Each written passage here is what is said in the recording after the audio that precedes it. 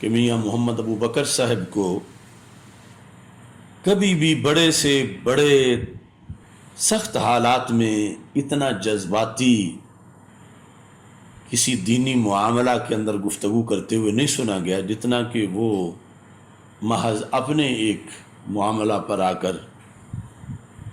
بڑے جذبات میں خیالات کا اظہار کر رہے تھے۔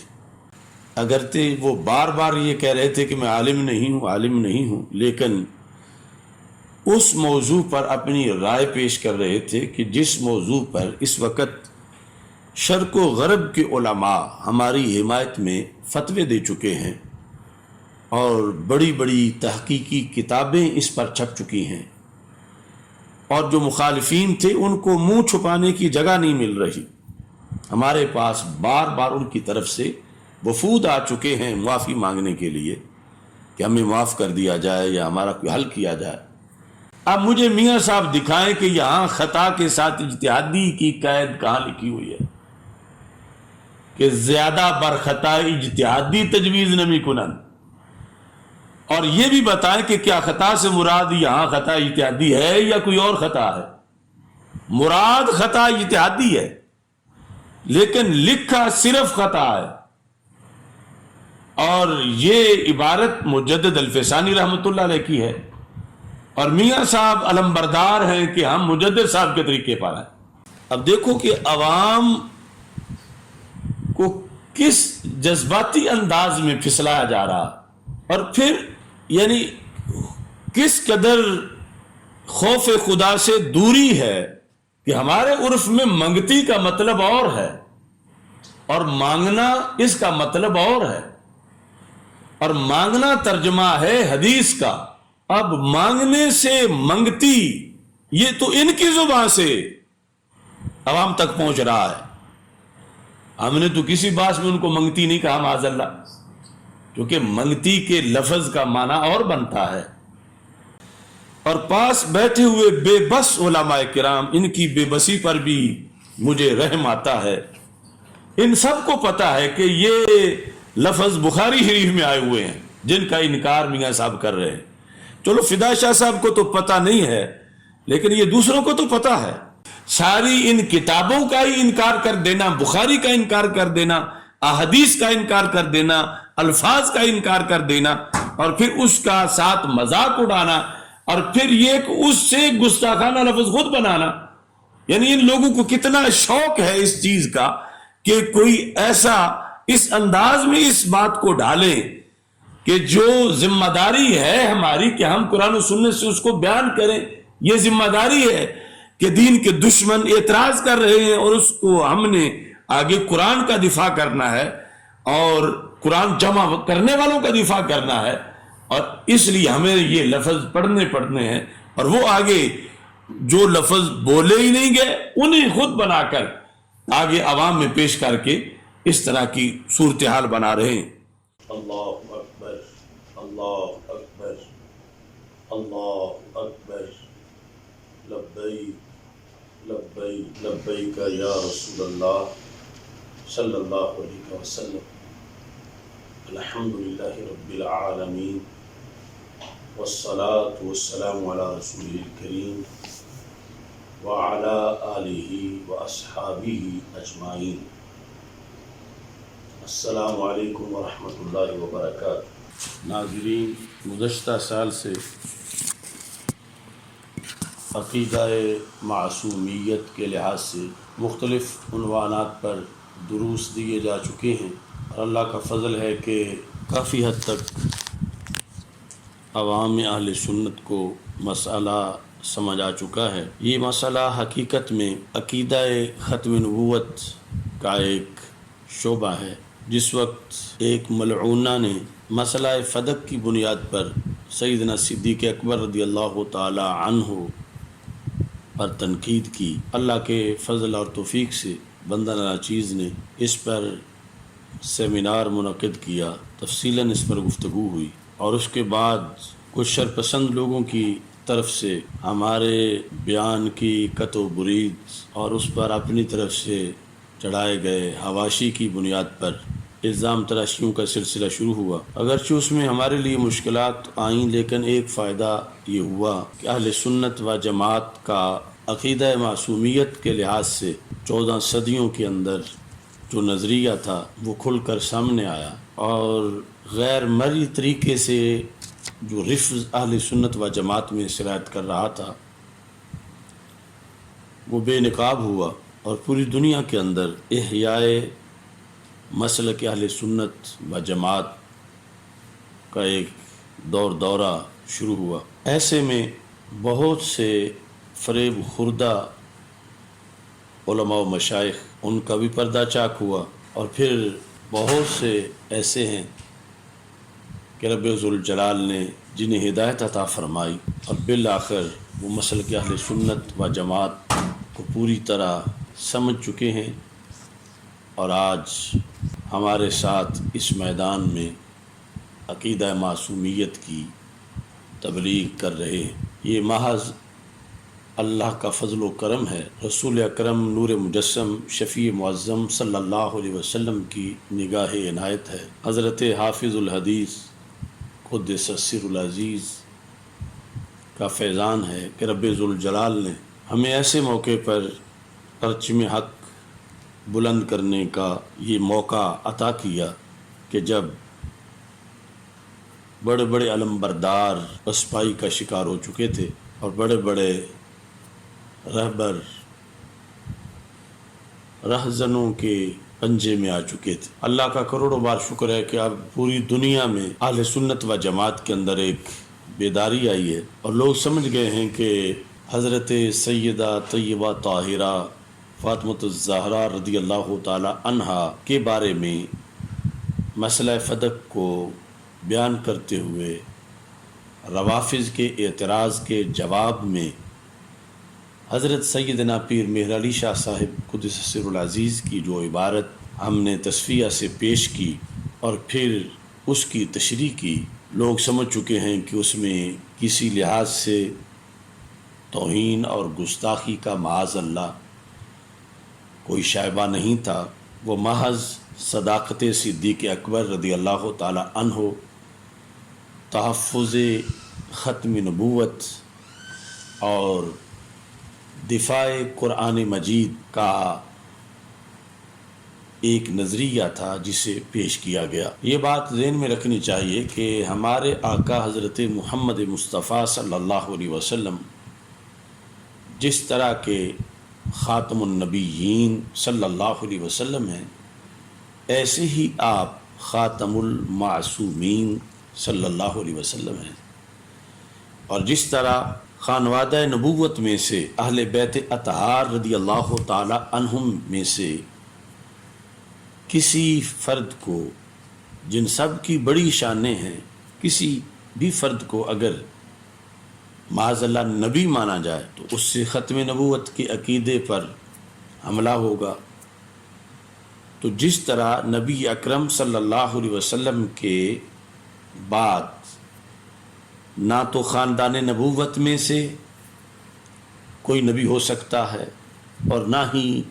دیگر لوگوں میں سے کوئی نبی ہو سکتا ہے، ایسے ہی رسول اکرم صلی اللہ علیہ وسلم کے بعد نہ تو کوئی اہل بیت اطہار رضی اللہ تعالی عنہم میں سے معصوم ہو سکتا ہے اور نہ ہی دیگر شخصیات میں سے کوئی معصوم ہو سکتا ہے۔ چونکہ مسئلہ فدق میں روافض کی طرف سے سیدہ طیبہ طاہرہ رضی اللہ تعالی عنہا حضرت سیدہ فاطمۃ الزہرا رضی اللہ تعالی عنہا کی معصومیت کی بنیاد پر حضرت صدیق اکبر رضی اللہ تعالی عنہ کی طرف معاذ اللہ ظلم کی نسبت کی جا رہی تھی، اس بنیاد پر سیدنا مہر علی شاہ صاحب رحمۃ اللہ علیہ نے یہ وضاحت کی کہ آیت تطہیر سے حضرت سیدہ فاطمۃ الزہرا رضی اللہ تعالی عنہا مطہرہ تو ثابت ہوتی ہیں لیکن معصومہ ثابت نہیں ہوتی۔ روافض کا یہ مطلب ہے کہ وہ معصومہ ہیں تو ان کا قول نبی ہے، تو قول نبی کے سامنے قول صدیق اکبر کی کیا حیثیت ہے؟ تو اس بنیاد پر جب سیدہ نے مانگا فدق، تو اس پر انہیں دے دینا چاہیے تھا، جبکہ پیر میر علی شاہ صاحب رحمۃ اللہ علیہ نے کہا کہ نہیں، سیدہ معصومہ نہیں تھیں، اس بنیاد پر ان کے محض قول سے مانگنے سے حضرت صدیق اکبر رضی اللہ تعالی عنہ پر معاذ اللہ آپ کی طرف ظلم کی نسبت نہیں کی جا سکتی۔ اس بنیاد پر اس اہم ایشو پر جو تصفیہ سے ہم نے عبارت پیش کی اور اس کی ہی تشریح پھر آگے پیش کی، اس کے لحاظ سے تقریباً ایک پورا سال مسلسل لوگوں کے شکوک و شبہات کے جواب میں بندہ کے جیل میں جانے سے پہلے اور جیل سے آنے کے بعد گفتگو ہوتی رہی، اور اب دور دور تک مسلک حق، اہل سنت و جماعت، عقیدہ ختم نبوت، صداقت صدیق اکبر اور صداقت صدیقہ کبریٰ رضی اللہ تعالی عنہم کے جھنڈے پہلے سے بھی زیادہ لہرا رہے۔ افسوس سے یہ کہنا پڑتا ہے کہ ہمارے پیران طریقت جنہیں آگے بڑھ کر مسلک کے دفاع کے لیے، ناموس رسالت کے لیے، عقیدہ ختم نبوت صلی اللہ علیہ وسلم کے لیے، غلبہ اسلام کے لیے آگے بڑھ کر کام کرنا چاہیے تھا، الا ماشاء اللہ وہ پہلو تہی کرتے نظر آتے ہیں، اور پھر جو کر رہا ہو اس کی ٹانگیں کھینچنے کے لحاظ سے پھر اپنا کردار ادا کرتے ہیں۔ شرق پور شریف وہ مقدس سرزمین ہے کہ جس کی فیوز و برکات سے شرق و غرب روشن ہے۔ خود بندہ ناچیز حضرت حافظ الحدیث امام الاسر پیر سید محمد جلال الدین شاہ صاحب نقشبندی قادری قدس سر العزیز کہ دست حق پرست پر بیعت ہونے کے لحاظ سے شرق پور شریف سے ہی فیض یاب ہے، اور بر صغیر پاک و ہند کے اندر اور پوری دنیا میں اس مقدس آستانے کے بہت فیوز و برکات ہیں۔ یہاں کے ایک سجادہ نشین محترم میاں محمد ابو بکر صاحب نقشبندی، آپ نے سب سے پہلے تو گزشتہ سال 28 جون 2020 کو آستانہ عالیہ پر ایک اجلاس طلب کیا۔ اس کے اندر شرق پور شریف سے منسلک جو سجادہ نشین ہیں، علماء ہیں، ان کو اکٹھا کیا۔ ملت پر بڑے سے بڑے مشکل وقت آئے، لیکن کبھی بھی انہیں کسی ایسے اعلامیہ کی ضرورت نہ پڑی، مگر اس موقع پر انہوں نے ایک اعلامیہ جاری کیا۔ اس اعلامیہ کے اندر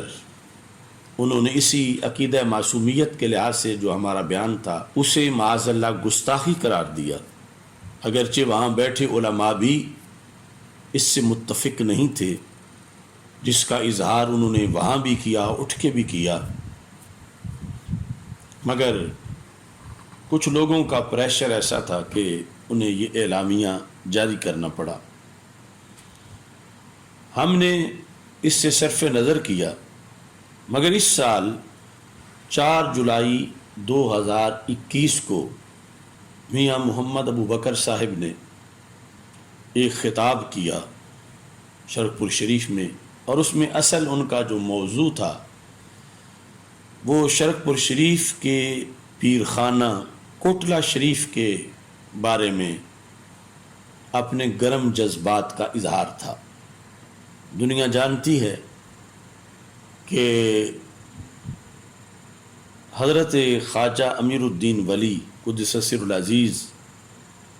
آستانہ عالیہ مقدسہ کوٹلہ شریف، وہ حضرت شیر ربانی شیر محمد شرق پوری قدس سر العزیز کے شیخ ہیں، اور کوٹلہ شریف شرق پور شریف کا پیر خانہ ہے۔ لیکن کچھ وقت سے کوٹلہ شریف کے صاحبزادگان اور میاں ابو بکر صاحب کے درمیان کچھ تناؤ کی کیفیت تھی، اور اس کا میاں ابو بکر صاحب اپنی طرف سے میاں محمد تنویر صاحب کی کسی تقریر کا حوالہ دے کر کچھ رد کر رہے تھے. تو یہ تو ان کے آپس کے معاملات ہیں. اس پر خواجگان کوٹلہ شریف کی طرف سے تفصیلی پریس کانفرنس بھی آ چکی ہے، جس میں انہوں نے ثبوت اور گواہ پیش کر کے ان تمام الزامات کا رد کیا ہے جو میاں ابو بکر صاحب نے کوٹلہ شریف والے حضرات پر لگائے تھے. مگر اس میں اتنا میں کہنا چاہتا ہوں کہ چلو اگر کچھ غلط فہمیاں ہو گئی تھیں یا آپس میں اختلاف ہو گیا تھا تو موجودہ جو حضرات ہیں کوٹلہ شریف کی بات انہی تک رکھنی چاہیے تھی. لیکن میاں محمد ابو بکر صاحب نے تو جو مزارات میں خواجگان کوٹلہ شریف کے موجود ہیں اور پھر جو ان کے آگے آباء و اجداد ہیں ان سب کے بارے میں بہت سی ایسی گفتگو کی کہ جسے سن کر یقیناً اہل سنت و جماعت کا جو سنجیدہ حلقہ ہے انہیں بڑا افسوس ہوا کہ میاں محمد ابو بکر صاحب کو کبھی بھی بڑے سے بڑے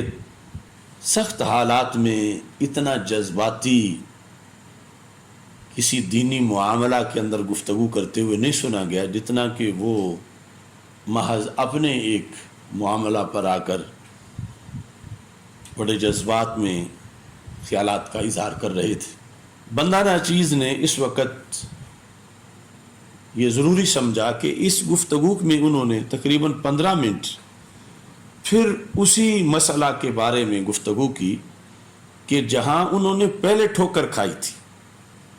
اور غلطی کی تھی اور ایک غلط اعلامیہ جاری کیا تھا جو کہ سراسر مسلک اہل سنت و جماعت کے خلاف تھا. لیکن پھر اس گفتگو کے اندر وہ اسی موضوع کو چھیڑ بیٹھے. اگرچہ وہ بار بار یہ کہہ رہے تھے کہ میں عالم نہیں ہوں لیکن اس موضوع پر اپنی رائے پیش کر رہے تھے کہ جس موضوع پر اس وقت شرق و غرب کے علماء ہماری حمایت میں فتوے دے چکے ہیں اور بڑی بڑی تحقیقی کتابیں اس پر چھپ چکی ہیں اور جو مخالفین تھے ان کو منہ چھپانے کی جگہ نہیں مل رہی. ہمارے پاس بار بار ان کی طرف سے وفود آ چکے ہیں معافی مانگنے کے لیے کہ ہمیں معاف کر دیا جائے یا ہمارا کوئی حل کیا جائے. اتنی واضح غلطی کی انہوں نے یا غداری کی مسلک کے ساتھ اور وہ چوری پکڑی بھی گئی. لیکن اس کے باوجود نہ جانے میاں محمد ابو بکر صاحب آپ کے علم میں یہ بات نہیں تھی کہ وہ پہلے کتنی غلطی کر چکے ہیں اور آستانہ سے متعلق کتنے لوگ ان کے پہلے فیصلے کو مسترد کر چکے تھے. کئی مفتیان کرام انہوں نے اس پر ان کے خلاف کتابیں بھی لکھی اگرچہ دباؤ میں ان کو وہ شائع نہیں کرنے دی گئی. لیکن جو اہل علم ہیں ان کا تو پہلے بھی موقف اللہ کے فضل سے ہمارے ساتھ تھا. اس گفتگو کے اندر دو باتیں اس مسئلہ کے لحاظ سے انہوں نے کی. ایک یہ کہ آپ نے جب بولا تھا تو اس وقت لفظ خطا بولا تھا اور پھر بعد میں آپ نے خطا اجتہادی کہا تو وہ اس پر زور دے رہے تھے کہ خطا کے بعد خطا اجتہادی کی وضاحت یہ قابل قبول نہیں. تو اس پر اگرچہ یعنی بنیادی طور پر تو افسوس کی بات یہ ہے کہ ہماری 35-40 گھنٹے کی گفتگو میں سے آدھی بھی وہ سن لیتے تو وہ اپنے بعض سیاسی خلفاء کے پھسلانے کی وجہ سے نہ پھسلتے جو ان کے ساتھ اس پہلے اجلاس میں برابر بیٹھے ہوئے تھے. لیکن انہوں نے قرآن و سنت کے دلائل تو سنے نہیں تھے اور دباؤ میں آ کر وہ ایسی باتیں کر رہے تھے. اب بھی وہ اس پر اڑے ہوئے ہیں کہ ساتھ یہ حوالہ دیتے ہیں کہ حضرت مجدد الفسانی رحمۃ اللہ علیہ کی تعلیمات پہ چلنے والے لوگ ہیں، اور پھر کہ جب بولا خطا گیا تو اس کے بعد پھر خطا اجتہادی کی بعد میں جو وضاحت ہے یہ قابل قبول نہیں، لہذا اس لفظ خطا کو معاذ اللہ گستاخی کہا جائے گا۔ تو اس سلسلہ میں ایک تو بات یہ ہے جو اس پورے طبقے کے لیے ہے، اور ابھی تک وہ تفصیل سے میں نے نہیں کی، کہ ہم نے اجتہادی کی وضاحت بعد میں ان لوگوں کے لیے کی جو لوگ فریب خوردہ تھے اور انہیں پتہ نہیں چل رہا تھا کہ ہم نے تو گفتگو کے وقت ہی وضاحت کر دی تھی لیکن کا لفظ بولنے کے بعد۔ اب جنہوں نے لیکن سے بعد سنے ہی نہیں کچھ اور پھسلانے والوں کے پھسلانے پر پھسل گئے، اب اس میں قصور ہمارا تو نہیں، یعنی یہ جو وضاحت ہے اجتہادی کی، یہ ضروری نہیں کہ لفظ اجتہاد سے ہی کی جائے، بلکہ ائمہ نے اس کی وضاحت اس کے مترادف جو اصول ہیں ان کو بیان کر کے بھی اس کی وضاحت کی ہے، اور ہم نے لیکن کے بعد وہی اصول بیان کیا تھا، اور وہ آج بھی اصل عبارت، اصل گفتگو جو شان مولا علی رضی اللہ تعالیٰ عنہ سیمینار کے اندر گفتگو میں تھی اس میں لیکن موجود ہے۔ تو یہ کیسے عقل مند لوگ ہیں کہ یہ تو بچہ بچہ جانتا ہے کہ جب لیکن گفتگو میں آ جائے تو جب تک لیکن کا ما بعد نہ سن لیا جائے ما قبل پر تو کوئی حکم لگا ہی نہیں جا سکتا۔ جب بھی کلام کے اندر لیکن آتا ہے تو لیکن استدراک کے لیے ہوتا ہے، وہ لائی اس لیے جاتا ہے کہ اس سے پہلے کہ کلام کے اندر کوئی سوال یا وہم پیدا ہو سکتا ہے، اور لیکن سے اس کا جواب دیا جاتا ہے۔ تو ان لوگوں کو روافض نے اتنا پھسلایا کہ انہیں لیکن کے بعد جو جملے ہیں وہ سننے کی توفیق بھی نہیں ملی، اور اگر وہ سن لیتے تو اس لیکن کے بعد ہی یہ وضاحت تھی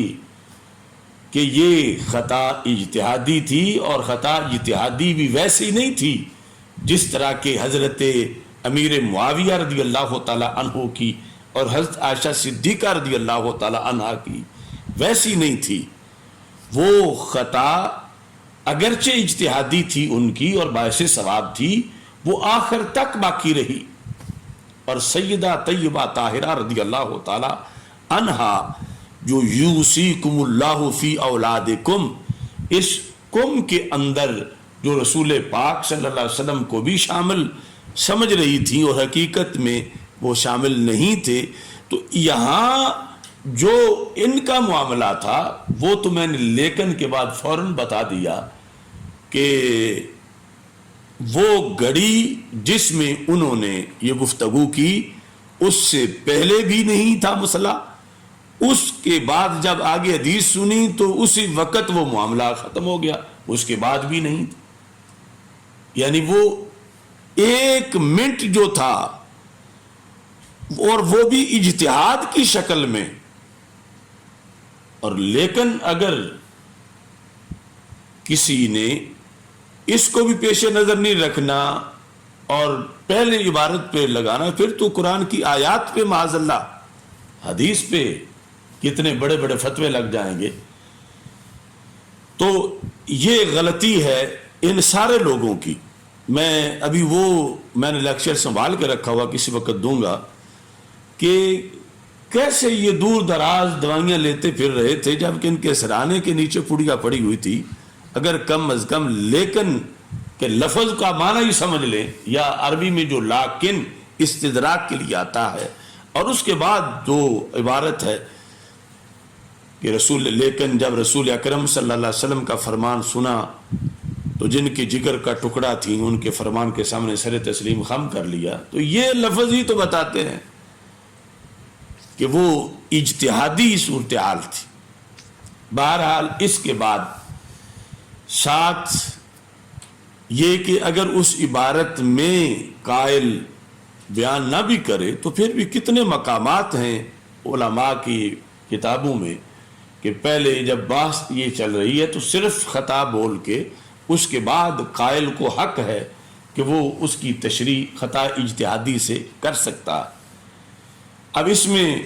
مجدد صاحب کا وہ خصوصی طور پر حوالہ دے رہے تھے، تو یہ مجدد صاحب کے مکتوبات کی جلد نمبر 1 ہے۔ اس جلد نمبر 1 کے اندر مکتوبات امام ربانی کا حصہ 4 ہے، دفتر اول ہے، اور اس کا صفحہ نمبر 58 ہے۔ دفتر اول در معرفت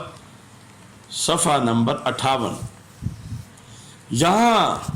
حضرت امیر معاویہ رضی اللہ تعالی عنہ کا جو اجتہادی خطا کا معاملہ ہے اس کو مجدد الفسانی رحمۃ اللہ علیہ نے بیان کیا ہے۔ تو اجتہادی مسائل کے اندر ہمیں یہ سیدہ فاطمہ رضی اللہ تعالی عنہا کے لحاظ سے وہی چیز یہاں بھی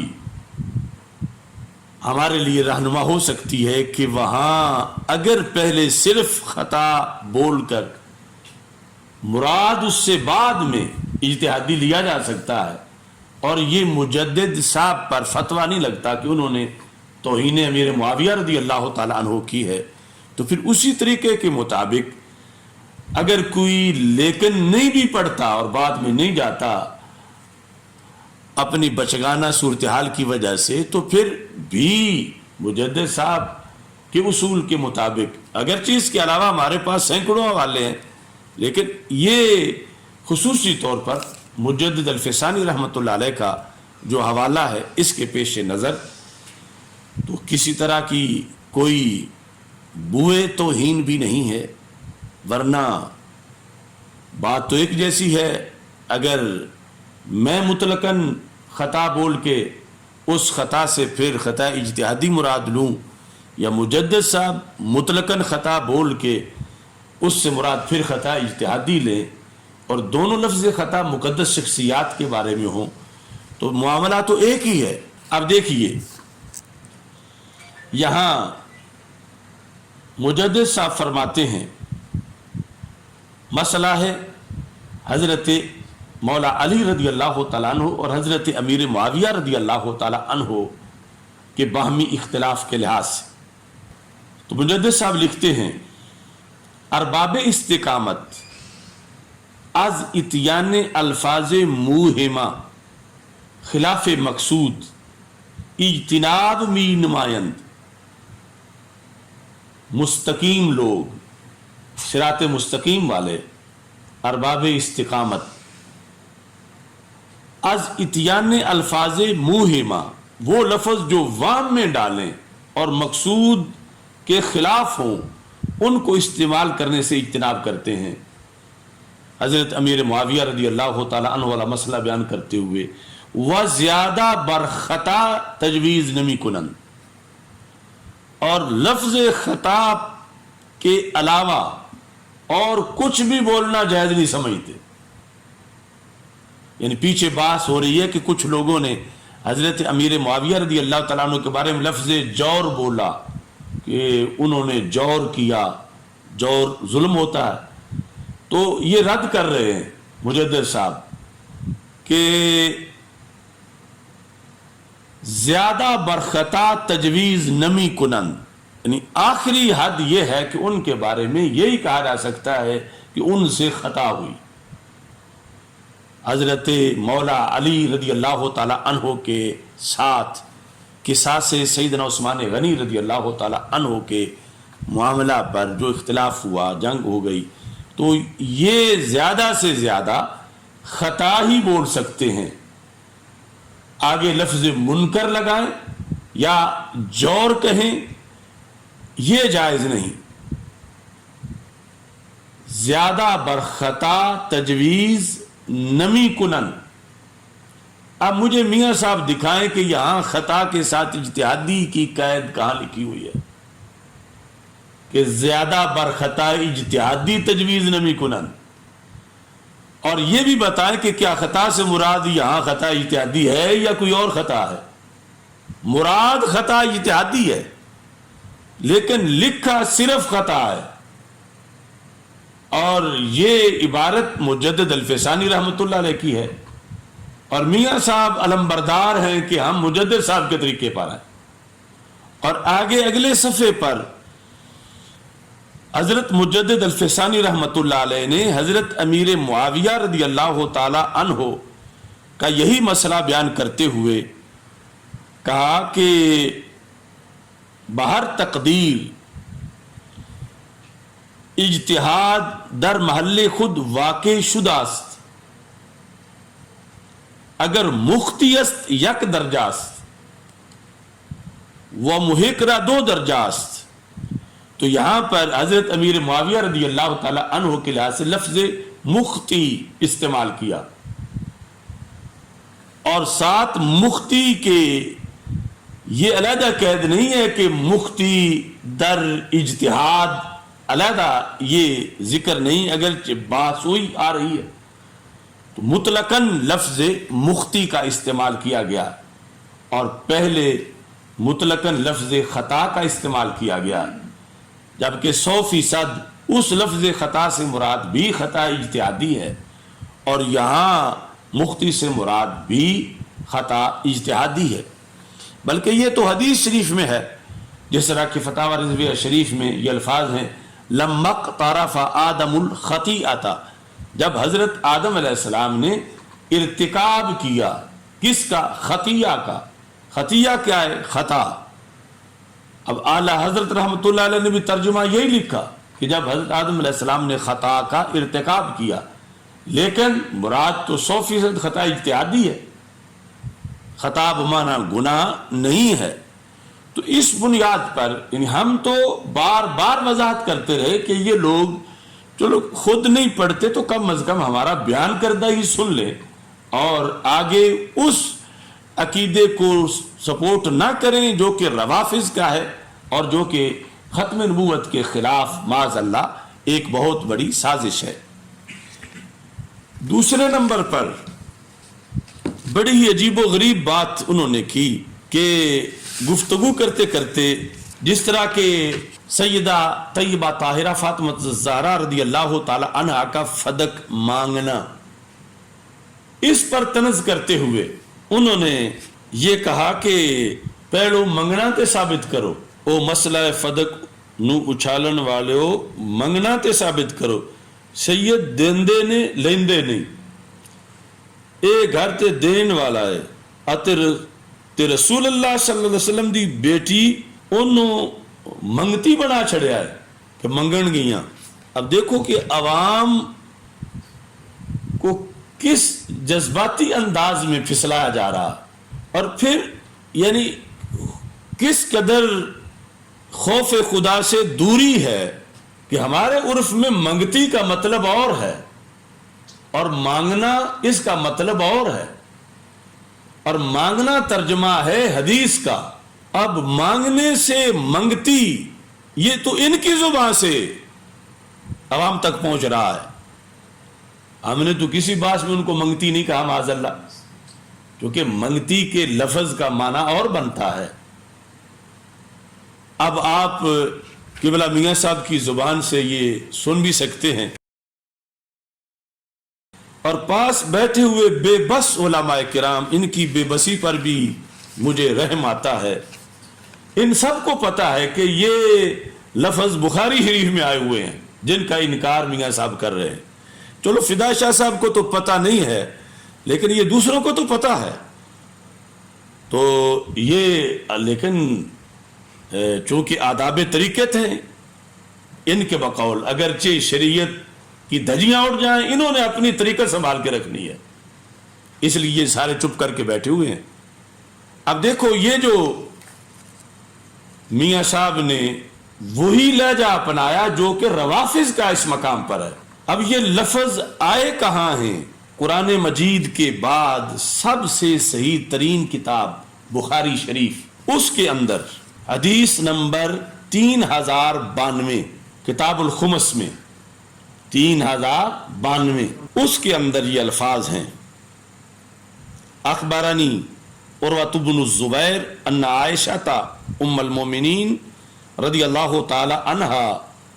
اخبرت ان فاطمہ علیہ السلام ابنت رسول اللہ صلی اللہ علیہ وسلم سألت ابا بکر الصدیق. کہتا عائشہ صدیقہ رضی اللہ تعالی عنہا کہتی ہیں کہ روایت کرتی ہیں کہ سیدہ فاطمہ علیہ السلام، کون فاطمہ؟ ابنت رسول اللہ، رسول اکرم صلی اللہ علیہ وسلم کی لخت جگر صاحبزادی، تاکہ کسی کو شک بھی نہ رہے کہ شاید کسی اور فاطمہ کا ذکر ہو رہا، ایسا نہیں.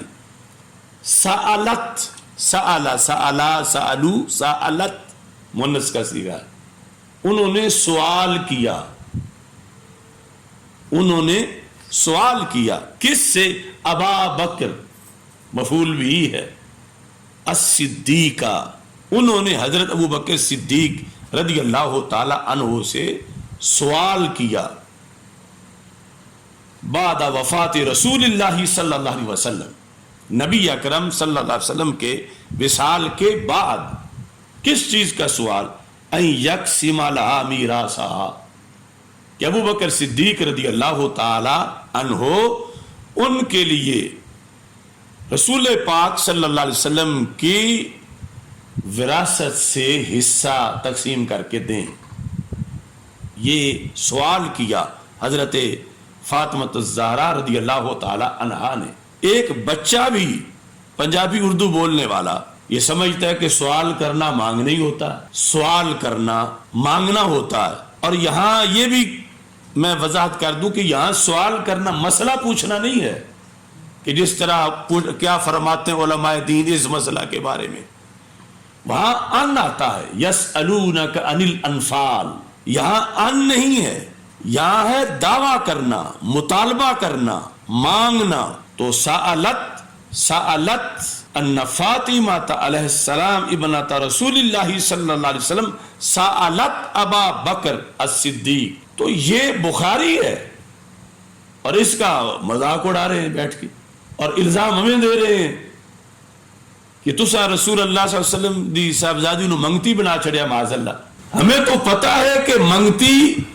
کا جو عرف میں لفظ بولا جاتا ہے مانگنے میں، اور اس میں بڑا فرق ہے، اور مانگنا کا جو ترجمہ ہے وہ ہمیں یہاں پر کرنا پڑے گا. اور دوسری طرف اس کے ساتھ ہی 3093 نمبر حدیث ہے، اس میں یہ ہے وَكَانَتْ فَاطِمَةُ رضی اللہ تعالیٰ عنہ